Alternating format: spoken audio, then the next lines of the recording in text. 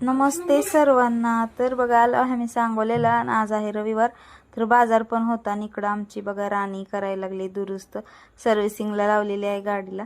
तर आज रविवार म्हणलं सुट्टीचा पण दिवस आहे. पूर्ण खोललेली आहे गाडी आणि अर्धा पाऊण तास तरी लागतो गाडीला सर्व्हिसिंग करायला. तर ह्याने आमचे थांबलेत बघा गाडी लावून. तर चालू आहे गाडीचं, कारण तेल पण जास्त खाती सर्व्हिसिंगला आल्यावर आणि जरा प्रॉब्लेम छोटासा मोठासा असतोच. त्यामुळे ऑइल बदली करणं महत्त्वाचं आहे टायमाच्या टायमाला.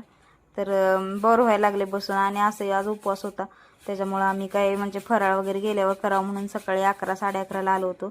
बाजार वगैरे केला आणि इथं बघा मस्त असं येता येता मग ऊसाचा रस पण घेतला. 1 लिटरमध्ये घेतला होता. मस्त असा थंडगार ऊसाचा रस आणि क्वालिटी एकदम छान आहे, जे की आमच्या वाडेगाव रोडलाच आहे.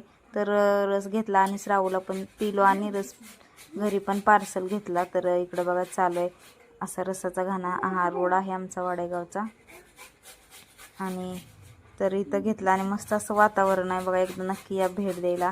रस प्यायला आणि आलो बघा. बाजार वगैरे चालू आहे काढायचं. तर हे असं श्रावूला बॉटलमध्ये आणला रस आणि श्रावू काय पेना झाली.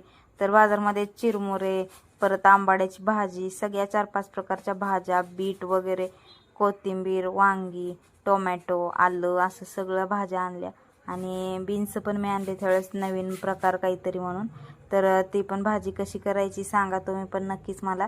आणि या रस पेला वगैरे आणि ककडे पण मेन मस्त असे आणले आणि उपवासासाठी शेंगदाणे खारे आणलेत. तर चालू आहे इकडे शाबू बनवायचा. तर शाबू माझी छोटी छोटी बटाटे चिरून ठेवले तिनं आणि शाबू आता बटाटा तेलात टाकणार आहे शाबू बनवायसाठी. तर मस्त अशी ककडे आहे बघा, शेतकऱ्यापासून आणलेली आहे. तर आणि आता सोडायचा बाजार. तर आता भरपूर दमायला झाले, खूप असं ऊन लागते आणि बीट पण श्रावूसाठी खास आणले बघा. तर त्याच्यामुळं तर चला मग या तुम्ही पण शाबू खायला. बाय सर्वांना.